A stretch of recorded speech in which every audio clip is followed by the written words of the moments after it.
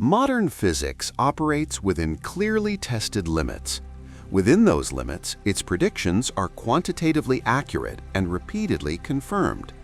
For gravity and large-scale structure, general relativity provides a precise description.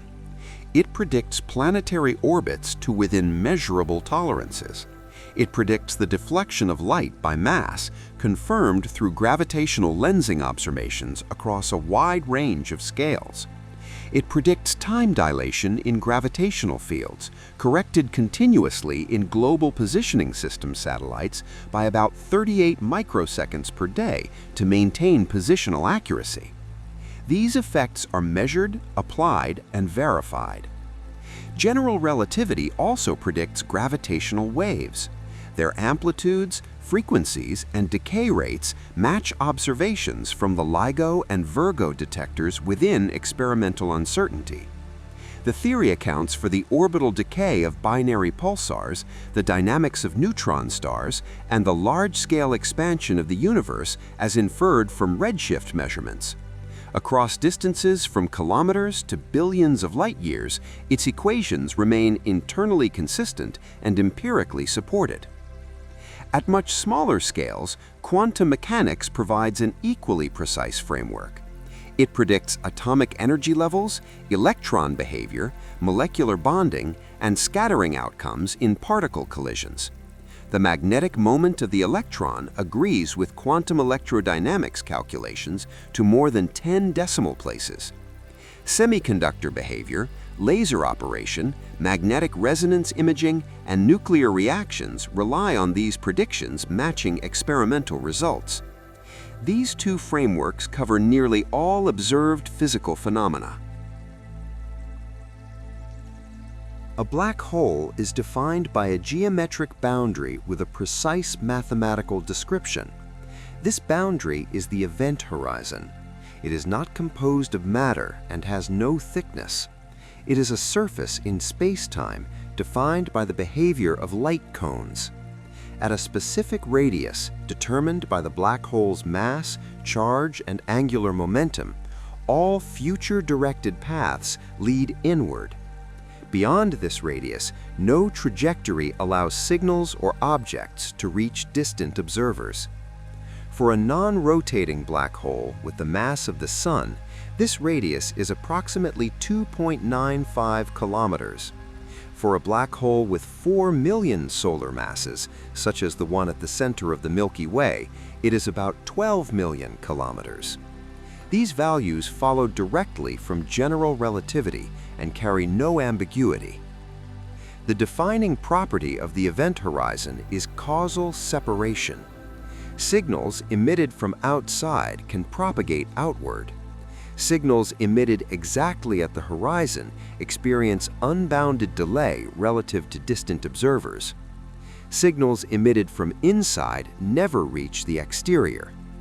This behavior follows directly from the structure of space-time predicted by the equations. It does not depend on technological limits or observational resolution. Once an object crosses the horizon, any information it carries becomes causally disconnected from the exterior universe. Light, particles, and radiation originating inside the boundary remain confined. From the standpoint of an external observer, this information cannot influence future measurements. No known physical process allows retrieval. Time near the horizon behaves differently depending on the observer. For distant observers, clocks approaching the horizon appear to slow and their signals become increasingly redshifted. The crossing itself is never observed. The object's emission weakens and stretches toward longer wavelengths.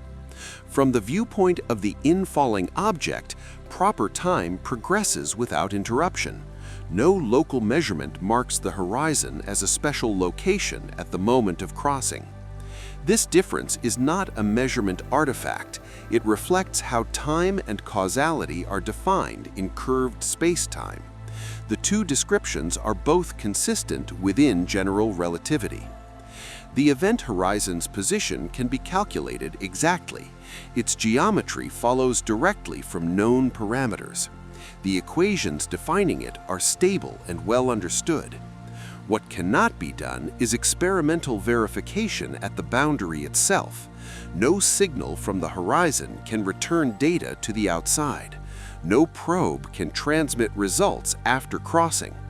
All statements about physical processes at the horizon rely on theoretical extension rather than direct measurement. The event horizon is therefore a boundary that is mathematically exact and observationally inaccessible. Prediction remains precise up to the surface. Verification stops there.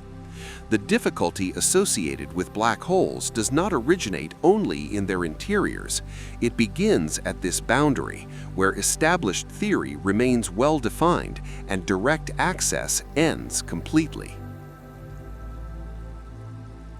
At the event horizon, the limitation is theoretical rather than observational.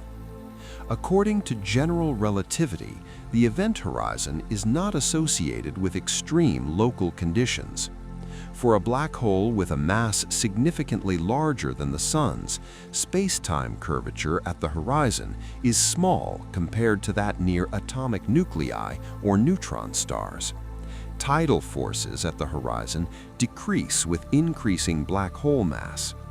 An object crossing the boundary encounters no divergence in curvature, no infinite forces, and no locally measurable disruption. In the equations, the horizon is a regular surface defined by coordinates, not a physical singularity. Quantum field theory assigns the same properties to the same region.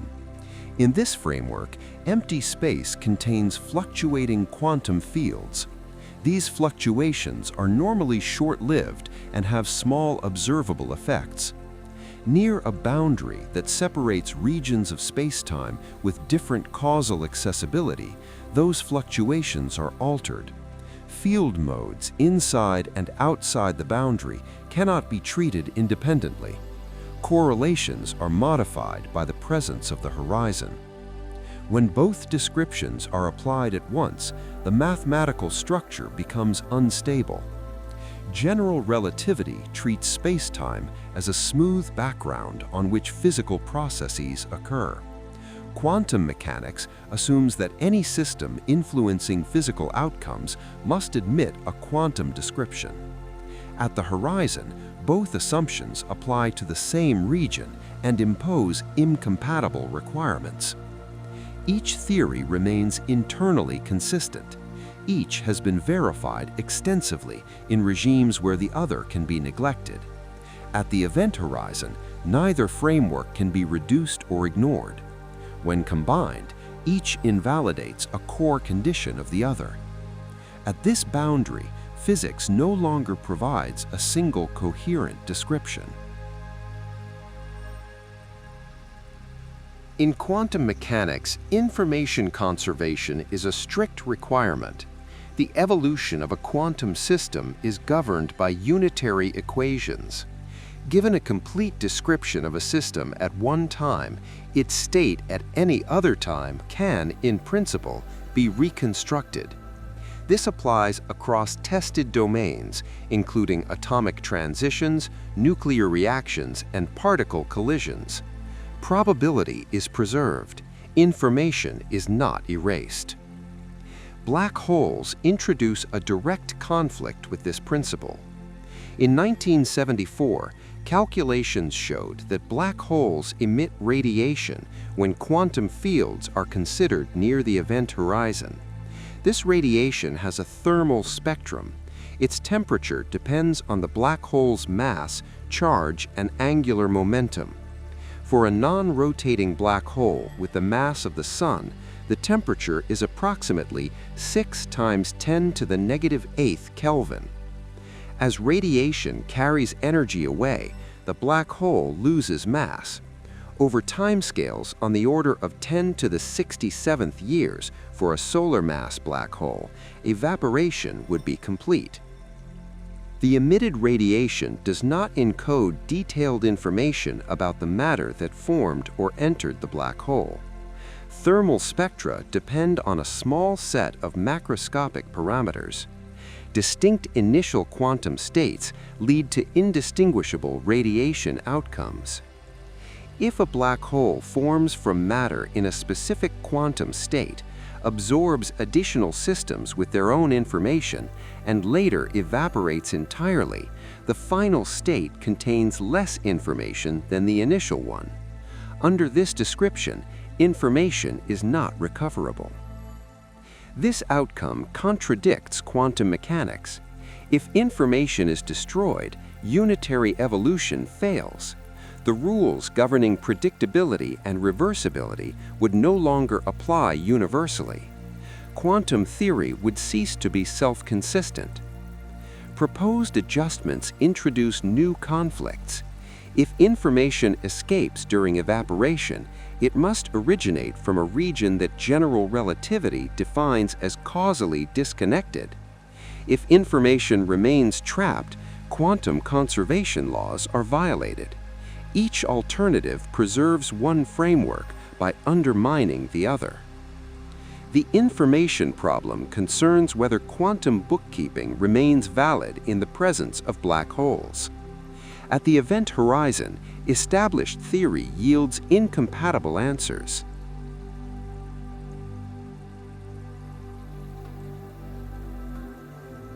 The persistence of this conflict reflects limited experimental access. Black holes cannot be manipulated or probed directly. The event horizon prevents signals from the interior from reaching distant observers. No measurement performed beyond the boundary can contribute data. Even regions close to the horizon are inaccessible to controlled experimentation.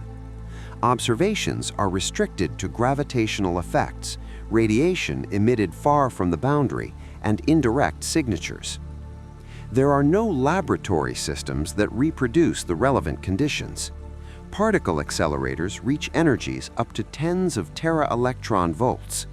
Quantum gravitational effects near black holes involve scales many orders of magnitude higher. Space-time curvature comparable to that near an event horizon cannot be isolated or reproduced experimentally. As a result, theoretical work relies on extrapolation. Known laws are extended into regimes where they have not been tested. Multiple approaches can be constructed that remain mathematically consistent while making different assumptions. Without experimental constraints, none can be confirmed or excluded. Over several decades, no observational result has forced convergence. General relativity continues to describe black holes accurately at macroscopic scales. Quantum mechanics continues to enforce strict rules on information and probability. At the event horizon, their domains overlap.